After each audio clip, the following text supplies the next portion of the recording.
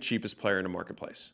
The cool thing with this strategy is that it gets better with time. And so that's what you'll notice is a common theme with each of these points is that as you have a greater network, or as you have a more robust ecosystem of products, or you have larger economies of scale, most businesses, like I said, degrade with scale. They get worse and harder with scale. Whereas if you have one of these strategic advantages woven into the fabric of your business, as you get bigger and the business becomes more complex, you have another force that's driving your competitors away. So you have something that's very strong and working in your favor as you scale, which is one of the key traits of becoming a very large business, is having one of these thoughts into your DNA woven day one.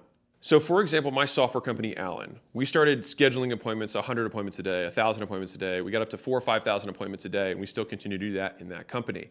And so as we acquire more data and we send more messages, we get economies of scale on literally messaging itself. And so if somebody else wants to come in and we're sending millions of messages a day, they're going to have to pay more per message than we do. And so with that, we know that we actually have increasing margins as we have more messages that go out, in addition to the data that we have that no one else has. And so that is a compounding advantage that makes it harder to compete if someone starts 2 years later than us. And again, any one of these competitive moats will be enough to build you a massive multi-billion-dollar company. And so you don't need more than one of these. You just need to do one right all the way. The fifth way to destroy competition is vertical integration. Now, this is one of the sweethearts of private equity because it's something that usually capital can come in to do. And this is something that we've done in multiple of our portfolio companies, which I'll talk about in a second. So there's two kind of common ones that people have. One is control over supply, and the other is distribution networks. So control over supply means that you own everything that is required from kind of click to close. And so in the De Beers example I gave earlier, they own the mines all the way to owning the front store, right?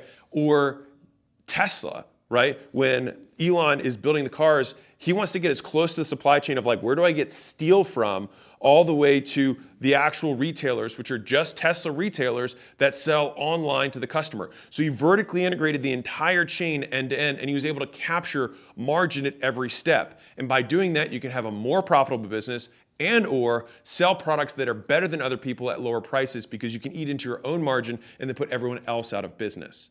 And so there are multiple advantages to controlling your supply. One is that you can control quality all the way through, and everyone is aligned with the end user and the ultimate business at large. The other piece is that you control disruption, because if you have vendors that you rely on for key components of your products, if those vendors go out of business, then it threatens your business. And so by controlling all of these things, like control is kind of the opposite of risk.